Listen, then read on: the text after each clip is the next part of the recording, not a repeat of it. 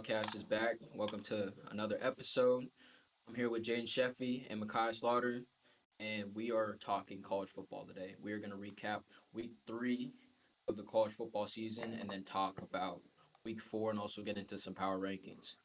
So, first, we're going to talk about Florida versus LSU, with LSU winning 20 to 10.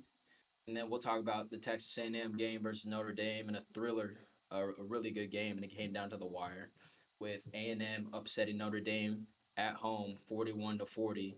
And then we also got Georgia and Tennessee, a classic SEC showdown with the Bulldogs winning on the road, 44 to 41. And we'll pass it over to Jaden for his power rankings, and then we'll cover some next week games. We'll have number 9 Illinois at 19 Indiana. We'll have number 17 Texas Tech at number 16 Utah, which I think will be the best game of the week. We'll also have number 21 Michigan going to Nebraska and facing Dylan Raiola, and we'll also finish with number 22 Auburn playing against John Mateer and the number 11 ranked Oklahoma Sooners. So let's jump right in. There's not much to say about this game, so we'll make it quick. But Florida LSU, Jaden Sheffield, let's start with you. Your thoughts? Yeah, this was disappointing from Florida. I thought they put up a fight. Lagways, it's over, man. I think that it was just a really bad performance overall. 5 picks, I think. It just cannot happen. And not to mention, I think Billy Napier's done at Florida. It's been a good ride, but this team just doesn't look competent in the SEC. So using the USF is one thing, but not even putting up a fight against LSU on the road, it just doesn't cut it in SEC football, especially at a school like Florida. So not a great game overall, but really disappointing performance from the quarterback play.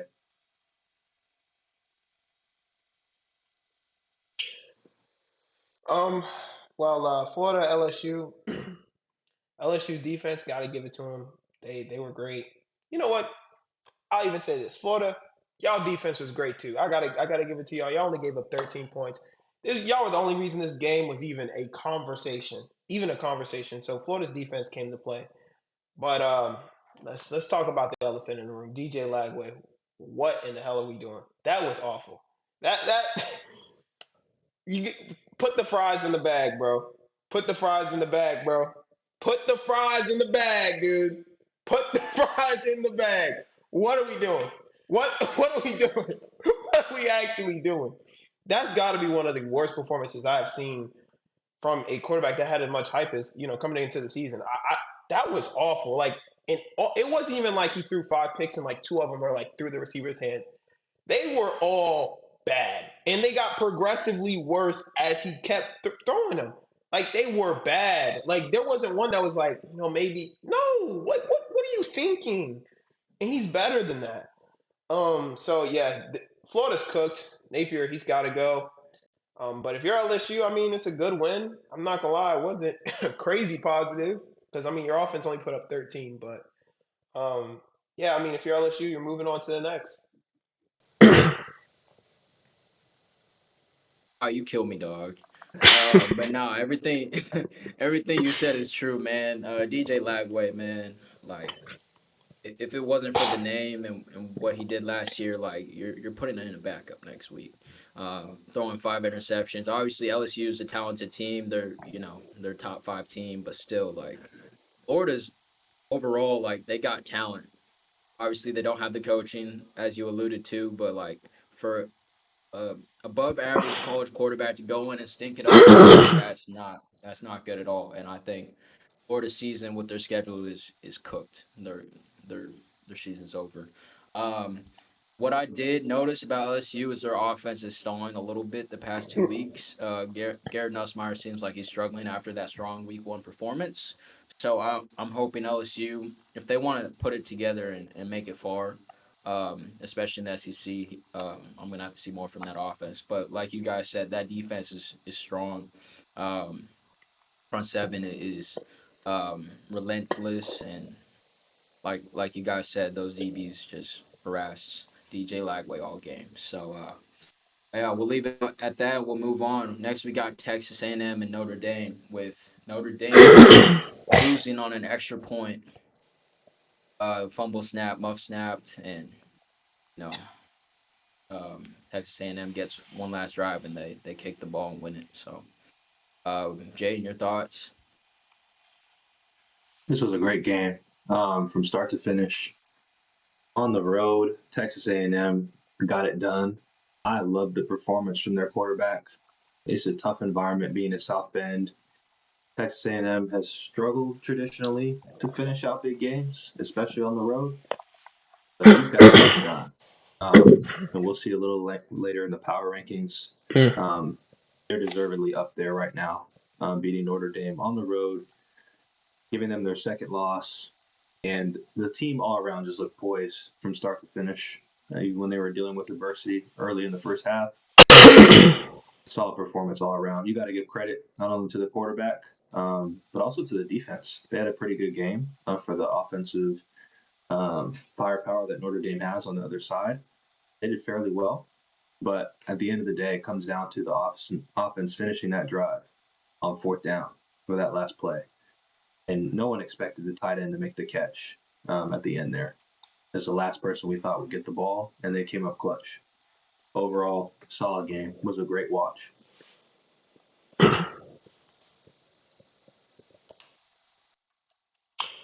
Yeah, it was a terrific game. I think one thing about football is just the little things that can cost you and kill that can cost you games. And the holder fumbled the snap, and that cost him essentially.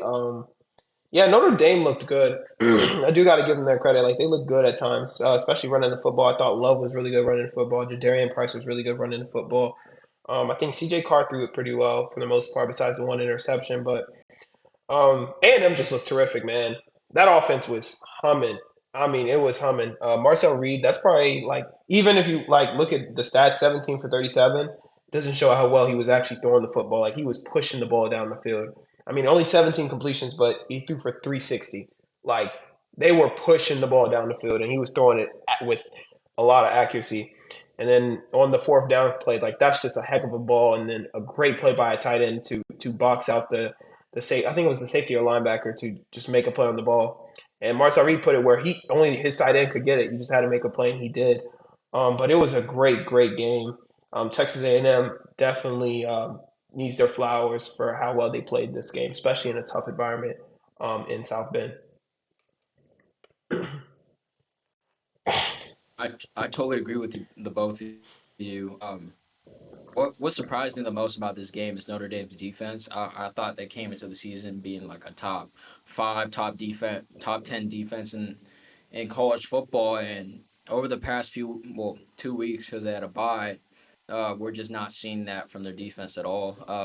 Offensively, I don't think C.J. Carr is the problem, even though he did throw one pick, but I'm not gonna put this game on him. They put up 40 points on offense, and you allow a Aggies team to come into your home and put up 41.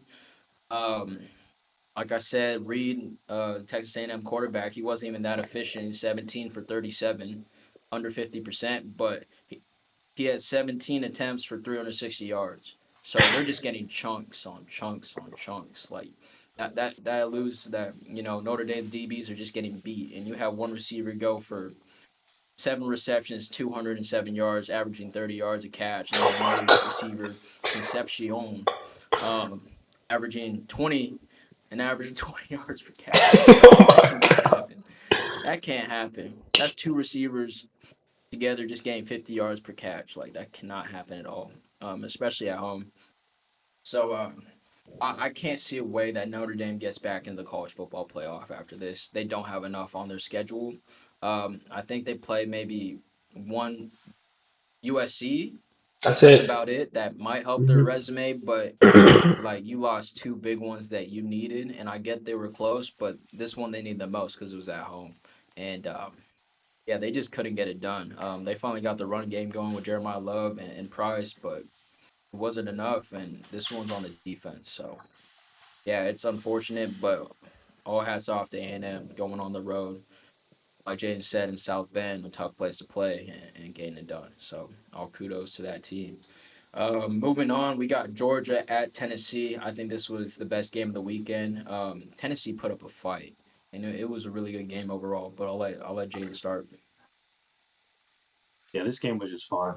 Middle of the day. Oh, we were really spoiled this weekend. We got Georgia, Tennessee, and then Notre Dame, Texas A&M right after. Great weekend of college football. But this game was just electric, especially from the offensive side. They were going back and forth, really the whole game, honestly. Um, Overall, the quarterback performance in the first half was real special. Um, Aguilar balled out, Gunner balled out. They both were very efficient. Until the second half, I thought Georgia's defense really stepped up and played a really good game.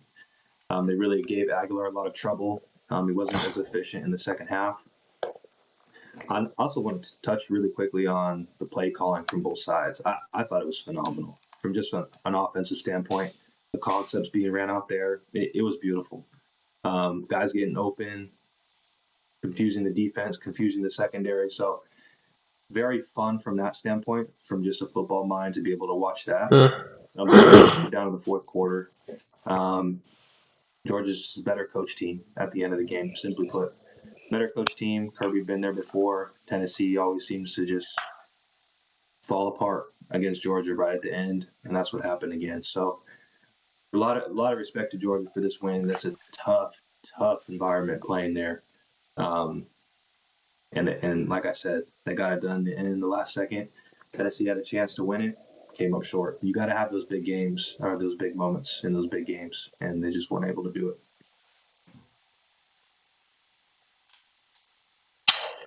First thing, um, yeah, Joey Aguilar needs to send Nico a Christmas card. That is for sure. I mean, dang, for him to transfer, he get to play in games like that one, like that game in Rocky Top was rocking. It was rocking. It was rocking. And man, and just looking over at UCLA, 0-3, coach got fired, nobody's showing up to the games.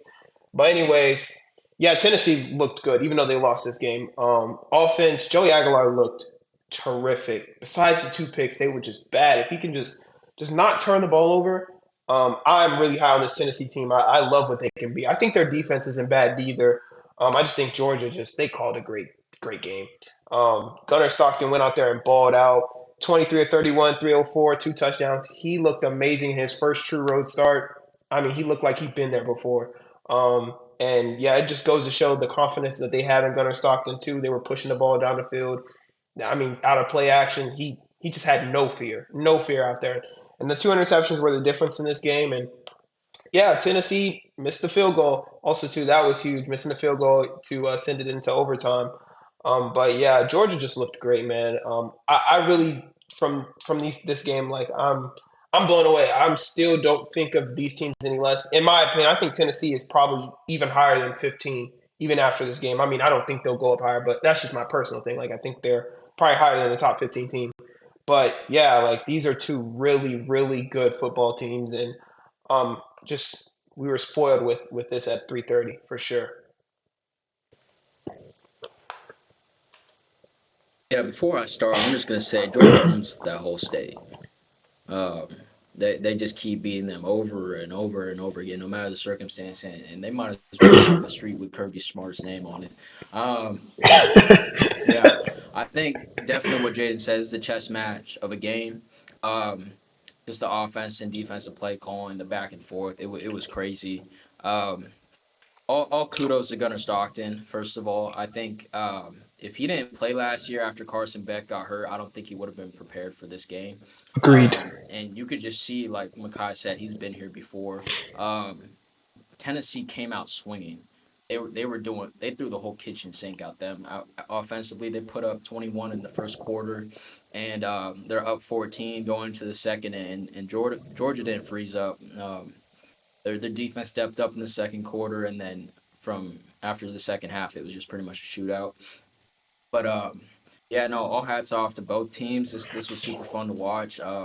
Obviously, like not too much defense going on, even though Georgia had those two picks. But I think both coaches were just so familiar with themselves that they whatever they call was pretty much gonna be effective on the offensive side of the ball. But I think when Georgia made it to overtime, we all knew like what was gonna happen. We all knew like Kirby in overtime, like you saw it last year. I think it was SEC championship, and the same thing this year. Once Kirby gets into overtime, it's wraps.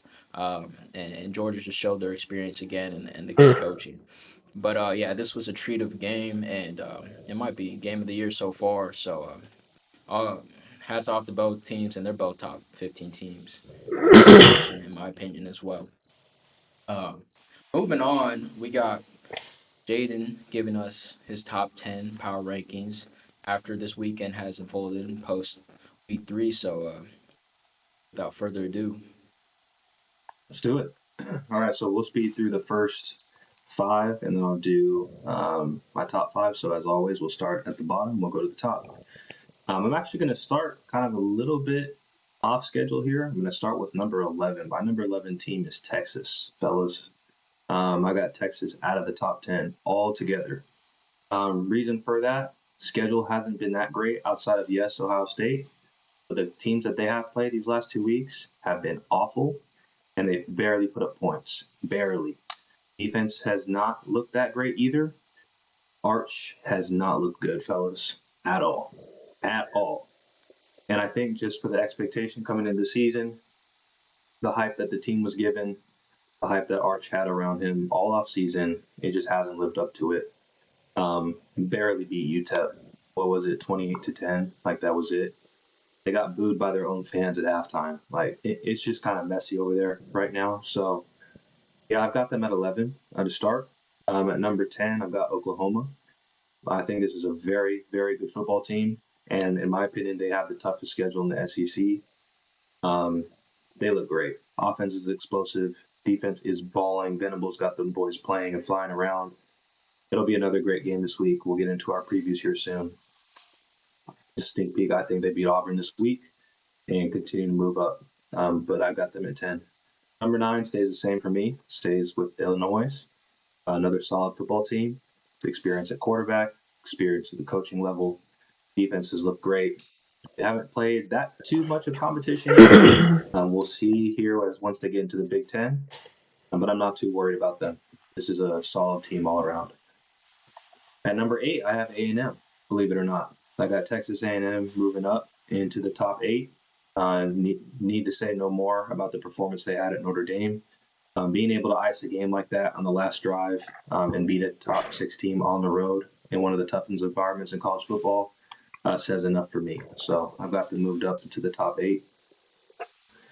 At number 7, I got Florida State. Don't have a lot to say here right now. We obviously know they beat Alabama in their first game. And this team just continues to look better. Really love what their coach has done. Norvell has done with the team.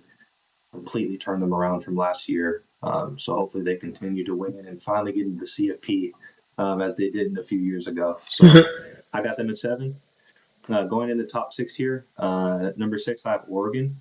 Very explosive team. They put it on Oklahoma State the week before and just had a great game against Northwestern. It'll make sense why I didn't move them up a little higher here in a second. But this, in my opinion, they could be a top 3 team soon, very shortly. But this is a very explosive team all around. I got them at 6 just for now. At number 5, I have Penn State. I moved them boys all the way down to number 5. They haven't looked good, fellas. I'm be honest. Yeah, they've been playing some terrible non-conference teams. I think FIU, and then this week they played. I don't even remember who. That's how unimportant they are right now to me. Drew Aller has just not looked great either. I think he threw less than 50% this weekend. Only about 100 some yards. I think 1 touchdown. Didn't do a whole lot, even though they scored 50 points. I'm just really concerned once they start playing legitimate teams in the Big Ten. We'll see. The defense is going to have to win games for them, in my opinion. Moving on to the top 4, I got LSU at 4. I had them dropping a couple. They've played, obviously, Florida. They only won by 10. And the week before, I want to say they played Louisiana Tech. They won 23-7. I'm expecting like 25, 30-point wins in those two games. As Dylan alluded to a little bit earlier, I think Garrett's taken a bit of a step back. I won't put that all on him. I think the offense has taken a step back altogether. But I moved them down a couple steps. For my top three, I got Georgia at 3. They look solid. To win like that in an environment at Tennessee, as Makai just said, I actually think they're a top 10 team right now, to be quite honest with you. Tennessee looked really good, at least top 10. But I don't think where they're at right now, I think they're a lot higher than that. But to win a game like that on the road and put up the points that they did, and for Gunner to ball out the way that he did, I got them in my top 3 as of right now. And number 2, I've got Miami. I thought Miami, what they did to USF, everyone thought it was going to be a fairly close game. After USF had just beat Florida, they took it to them and handled them with ease. It wasn't even a contest. Offensive line, defensive line, on the line on both sides for Miami is very efficient right now. Cristobal has got those boys playing. Defense is moving fast. Carson Beck looks great this year. So they're just going to continue. They'll win the ACC. Let's be honest. Clemson's done for. It won't be much of a factor. And then Georgia Tech, they'll give them a run, but Miami, I think, will get it done in the conference. And then number 1, don't need to explain much, is Ohio State right now. So that'll be a good game as they continue to move forward into the Big Ten. We know that they beat Texas week 1. This team's just going to continue to get better all around. And so as of right now, I know I have to make a quick apology for my take on Clemson. It's over with them. It's over. So as of right now, if I were to pick my end of season prediction at this point, who wins it all, it'd be Ohio State right now. So we'll see how that fares out in the weeks to come. But that is my top 10. Makai, you want to start or should I? Go ahead. Overall, solid list. I agree with your 10 through 7. Um, shoot, I think I'm putting Oregon over Penn State right now.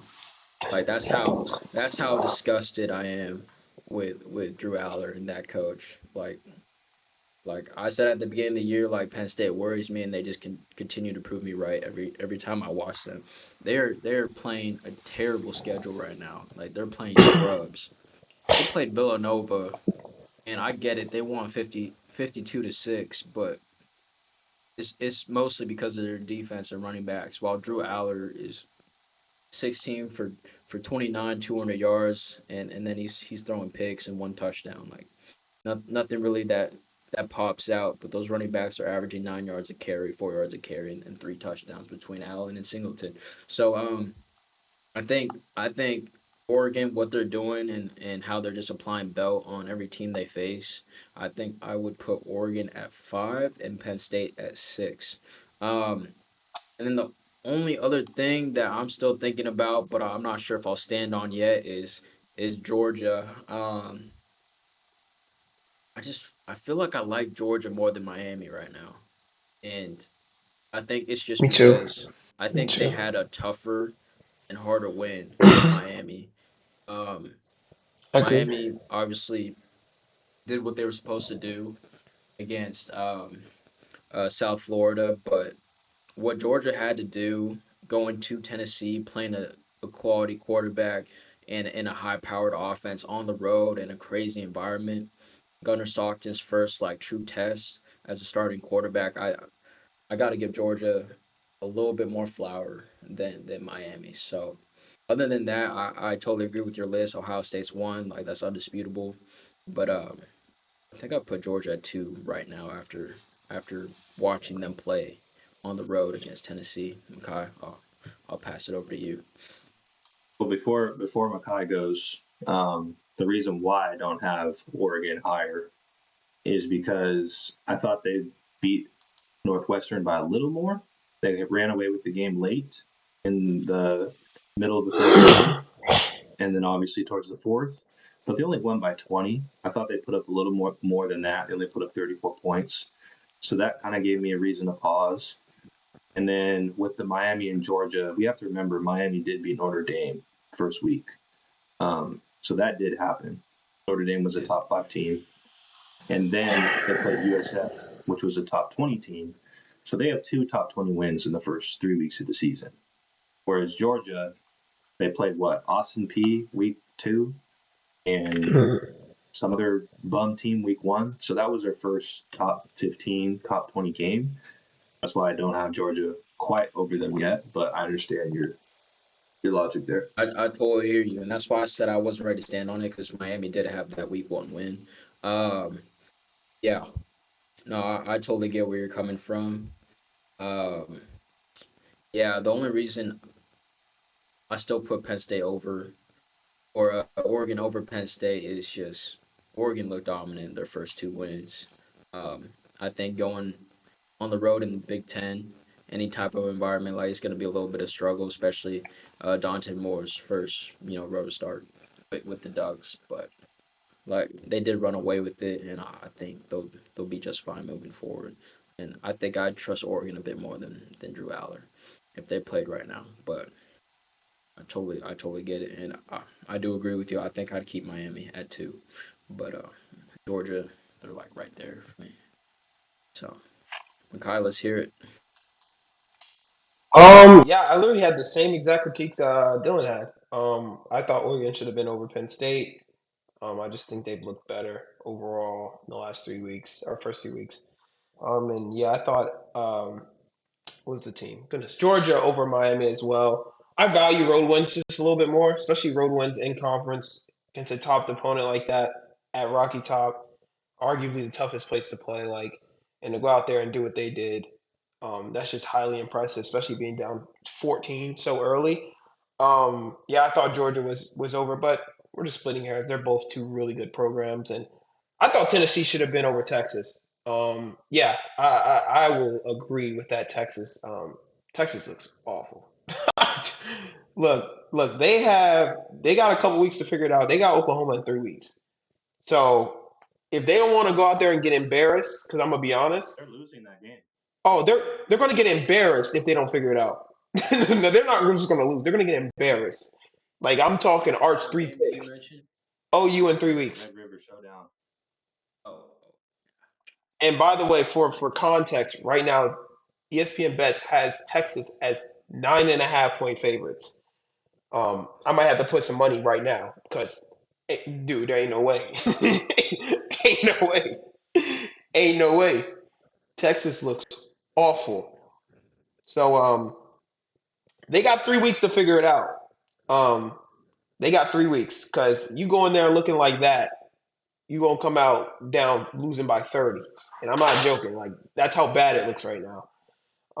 So yeah, I mean, and on top of that, sorry to no, interrupt. go I ahead, go think ahead. Oklahoma by the time they play that game, Oklahoma's gonna be so battle tested. Like they're going through a rough schedule, and Yeah. they're just getting better by the week by playing such quality opponents. Yep. So I totally agree with you on that. And the only thing I'm gonna say also is I don't really value that USF win as much. They beat. I think they just got lucky with some teams. Boise State was ranked, and they beat them week 1 when I don't think Boise State's good at all. And then we saw what Florida was. So We I saw think they got that. that ranking based off of beating not top 25 worthy teams, but again, I think the list overall is solid. And yeah, Yeah. no, great And list honestly, overall. and honestly, to that point, that's why I had Georgia over LSU because Clemson. Look at them. They are terrible, guys. They're awful. So, and then what we see in week 2, week 3 with LSU, you play 2 terrible teams. You win one week 23-7, 20-10 the next week. Are you really a top 3 team? Not sure. Yeah, Clemson University needs to put out a wanted papers all over campus for Cade Klubnik because that boy is lost. Like that is not the same player I watched last year. That's not the player I watched against Texas and SMU. Nope. No. Because towards the, if you don't realize, early in the season, Klubnik looked like this last year. Early in the season, he looked just like this. Then we saw him turn the corner, so we're thinking, okay, like he's figured it out, and he looks just like the guy I saw at the end of last or beginning of last year. I don't know what the hell has happened. Like it looks awful. It is awful. You got to And mature. You got to like mature as a quarterback. dude. Like I'm mad because it's like this is the team I picked to win the national championship. Like this is the team I'm like, hey man, like I love what Dabo's doing. Like we all like and it's just it looks so bad right now. And I don't like they just look horrible on both sides of the ball. Like, oh my goodness. Yeah, I totally agree with you guys. For time's sake, we're gonna move on because we Mhm. got a good slate of games that are gonna happen next week. Um, first game's gonna take place in Indy. Illinois is traveling to Indiana, number 9 at number 19, and as of right now, Indiana is actually favored minus 4.5. So I think this is gonna be a really good game. Jaden, let's hear your thoughts. Yeah, I'm excited about this Excuse one. me. I think this is, in my opinion, our first Big Ten showdown for the season. Um, and actually, I got Indiana winning this game. I think in general, it doesn't matter who you're playing at this level, but to put up 73 against anybody is no easy feat. And that's exactly what Indiana did this last week. Um, I don't remember the team specifically that they played, but to put up 73 points is absolutely insane. Mendoza had 95% completion percentage and just was slinging the ball all over the field. Illinois, I got some questions about them defensively, especially because the game I saw them play against Duke was pretty close that first half. Obviously, I think Indiana's much better than Duke. And being at Indiana is no easy place to play. So I think for this game, I've got Indiana pulling off the upset. It will be a close one, but I've got Indiana winning this game. I'm going to say 31 to 26. Yeah, these are two very, very solid teams in the Big Ten. Indiana ranked 19, Illinois ranked 9. Yeah, I as well have Indiana winning this game. I just think playing at Indiana is a tough place to play. Bloomington is not easy to play, and it's a night game, so that stadium will be rocking. And yeah, and I love what I've been seeing from Indiana. Like I said, man, Fernando Mendoza can spin it. Mendoza can really spin it. Elijah Surratt on the outside. Him be running the ball. Like this team is very, very, very solid. So yeah, I like Indiana as well. I think it will be a little high scoring, which is actually contrary to most of these Big Ten games for the most part. But I think these quarterbacks are very seasoned, very good. So I like Indiana 38-31. Yeah.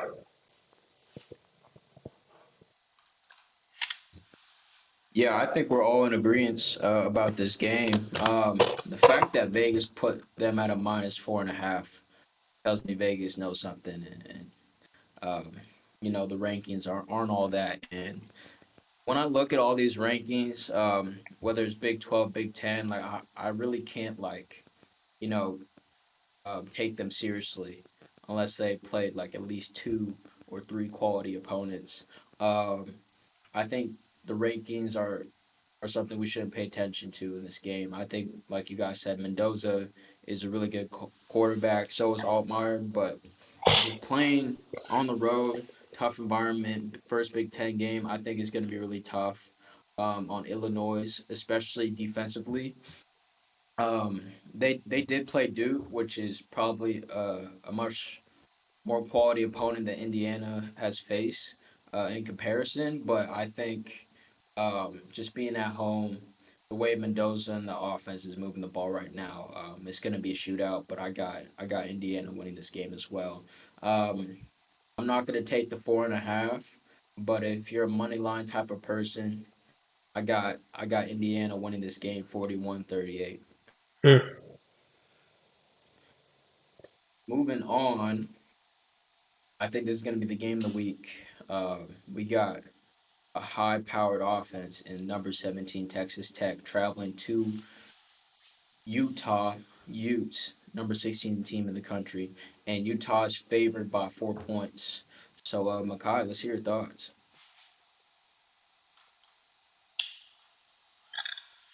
I'm not gonna lie.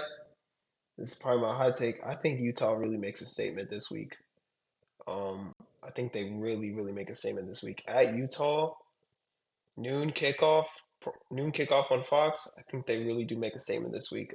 That Utah defense is really, really good. And I think their offense is really, really solid as well. Um, with Devin at quarterback. So I like Utah in this game. I think at home, I think they're going to have the stadium behind them. I think they go out and get a double-digit win, and I like them 27-13. And I think they really stifle that Texas Tech defense. I don't think it'll be high scoring at all. But yeah, I like Utah 27-13. Yeah, I think this will also be the game of the week. I'm hoping it is the Gus Johnson and Joel Klatt duo this weekend for this game, which I believe it will be. But nonetheless, these are two really good teams in the Big 12. They'll definitely be up there competing for the championship at the end of the season. But I think Utah is a really good football team. Dylan called it from day one. This was his, I believe, Big 12 championship pick. I think this is a really good roster all around. Dampier's been playing great at the quarterback position. The defense, I got to give my hats off to them. Defense looks really good. Um, I got Utah winning as well, this one. I've got Utah winning 34, and I've got Texas Tech with 20, 34-20.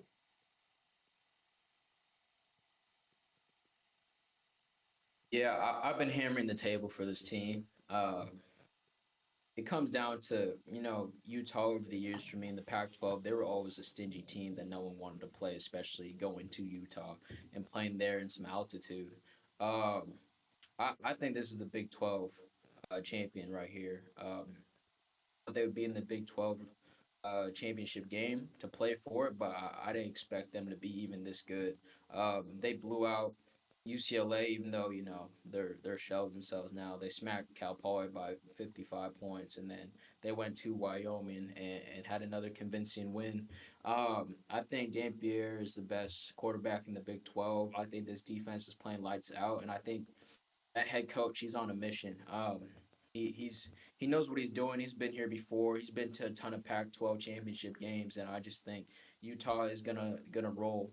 Um, Before I give my score, though, I think we got to give some love to Texas Tech. I think this is still a top four team in the Big 12. Um, they're playing really good on offense right now. The quarterback's slinging it. They have quality receivers. Obviously, granted, they haven't played nobody else either, but um, I believe they just played Oregon State, if I'm not mistaken. Yeah, they just smacked Oregon State, even though Oregon State isn't that great of a team, but they smacked them 45-14. And then the other two games are putting up 60 to 70 points. So I think this will be a really good game. I don't think it will be a blowout, but I think Utah will win convincingly. I got Utah winning this game 31-24. Any other comments on this game before we move on? The only thing I would say is Morton has to protect the football. If he wants this to be close, he has to protect the football. He's known to start turning that ball over, and if he starts turning over, it could get ugly real fast. But yeah, Real fast. I totally agree. And it can get ugly, especially with how this defense is playing. Um, but we shall see. This is going to be a great game overall. Um, and I do think Utah is a top 10 team right now, besides the ranking. Moving on, we got 21 Michigan at Nebraska.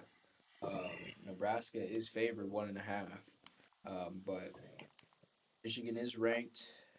They've been on the road before against Oklahoma, a tougher opponent. So I think it will be a very competitive game. Jaden, what do you think is going to happen in this one? Yeah, I think it's another really good game this week. I think Underwood obviously plays a lot better than he did against Oklahoma. Um, I'm a little bit concerned about Matt Rule's team in these big games. It gives me a little reason to pause. Raiola, I wouldn't say he's played in a ton of big games like this, but he's a really good quarterback. Nebraska's no easy place to play, especially in a primetime game. They'll sell this place out. There's nothing else over there to do but watch football. So everyone will be coming out for this game. But at the end of the day, I think Michigan gets it done on the road in a very close one. I do like Nebraska at home, but I don't know. I have hesitancy about Matt Rule in big games. I think it's going to come down to coaching. I think the staff will be a little bit more prepared on the Michigan side, especially when the game comes down to the wire. So I got Michigan winning this one in a very close one, but I got Michigan winning this game 28-24.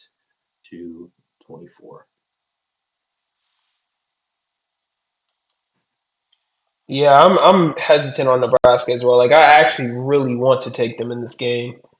But man, it's just hard to rationalize it in my mind. Even though it is at Nebraska, it's at Lincoln. That's a tough place to play, and that stadium is going to be filled. But I think Bryce Underwood plays a lot better. He's already, had a taste of playing on the road, which, that night game at Oklahoma was no joke. I think he uses that experience and they bounce back. I think Michigan gets a huge win here and starting off on the right foot, starting in Big Ten play. So I like Michigan 27-21.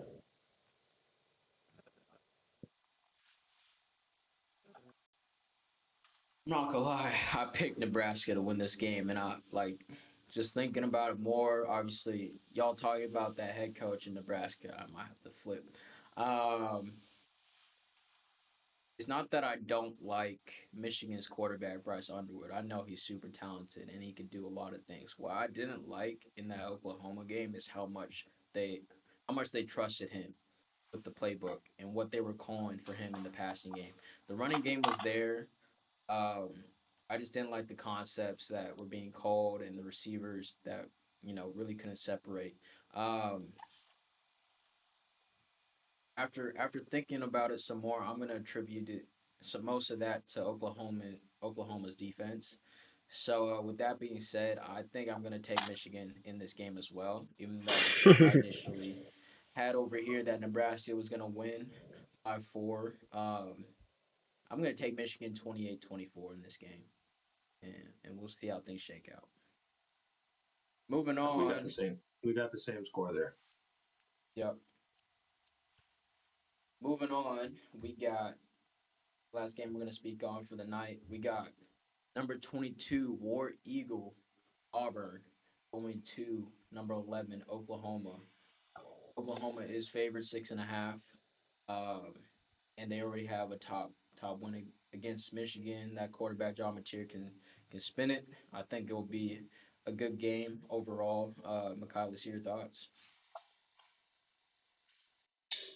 Man, it would be some game if Auburn goes in there and wins that. But it's just not going to happen. It's just not going to happen. I mean, I love Auburn. I love what they're doing over there. Jackson Arnold can really run the football, and he's became a slight better passer too this year. He's been better. But at Oklahoma, if this game was at Jordan Hare, I'll be on the Auburn train 100%. I just don't see it. At Oklahoma, it's just that's a difficult place to play, and that defense is fast as hell. That defense is fast, like very fast, like SEC fast. Um, so yeah, I like Oklahoma. I think Oklahoma goes out there and they get it done. I think Arnold turns the ball over a couple times, but I like Oklahoma 31-20. But I think it's going to be a pretty solid game. Yeah, I think this will be another good one. Kind of weird. It's the same time as the Michigan game. I'm not too happy about that. Not at all. It is what it is. Um, I think Mateer, yes, he's very talented. We spoke very highly about him the last couple of weeks.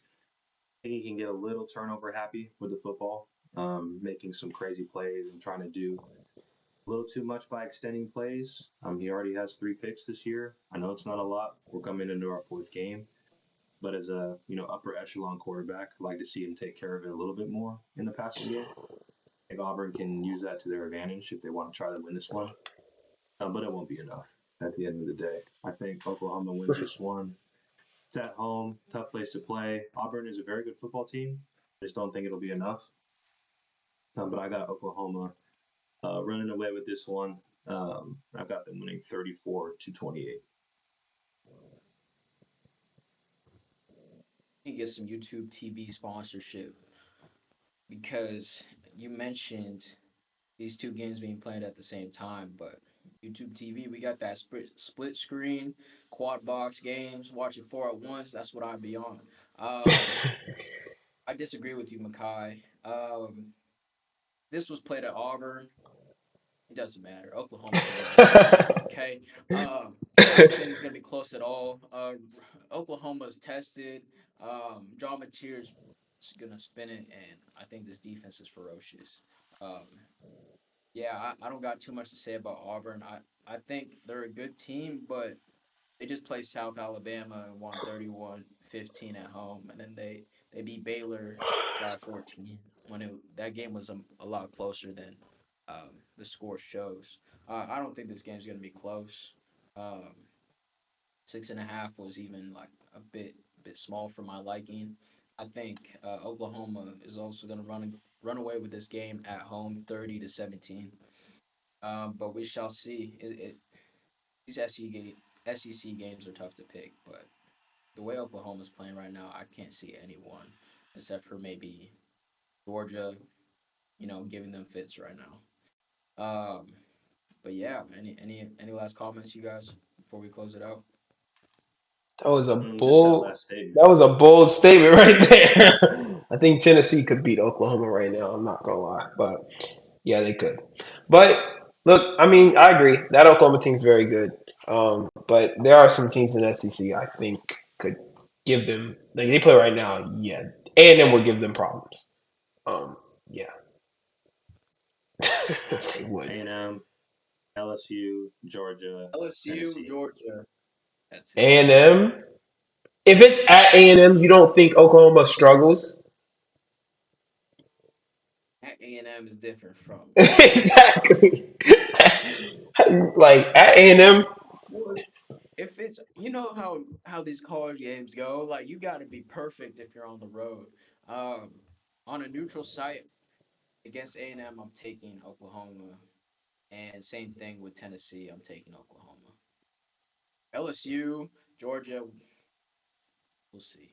I think I'm taking Georgia, but does Tennessee play LSU this year? I think they do. I can I look. hope. I hope they do because I think Tennessee can win that game. I'm not gonna lie. No, they don't. Oh, they do not. Uh, Tennessee's gonna They win. got Oklahoma though. Tennessee is Oh, they got they're Oklahoma. gonna play Oklahoma. Oh, I know who I got. Oklahoma's going to Tennessee. Oh, I know who I got. Oh, I do too. I do too. And it ain't Mateer. I'm just letting you know. A Georgia game stunk it up when it mattered most. It's Kirby. It's Kirby, but who's got a better quarterback? Mateer's better. Who's got a better defense? Who's got a better offense? No, no, no. It's Tennessee. It's Tennessee. Those weapons on the outside. We're talking about Georgia, Oklahoma. Are you talking about Georgia to compare to Oklahoma? Yes. Who's got a better quarterback? It's Mateer, but it's not like an astronomical gap. It's not a gap. Who's got a better defense? I'd say OU, but who has a better head coach? Okay. Who has a better coach? Oh, Bro, Georgia always yeah, gets I'll it give done, you that. man. I ain't gonna argue that. Georgia I ain't always gonna gets argue it that. done, bro. They just find a way. Hey, they do. They do. Amen to that. All right, we are out of time for the night. I appreciate you guys joining us on another episode, and we'll be back in a couple of days with some NFL content, recapping week 2 of the NFL. So I appreciate you guys joining us. Please like and subscribe to the channel, and we will be back pretty soon. This is Maggie Ball Podcast signing out.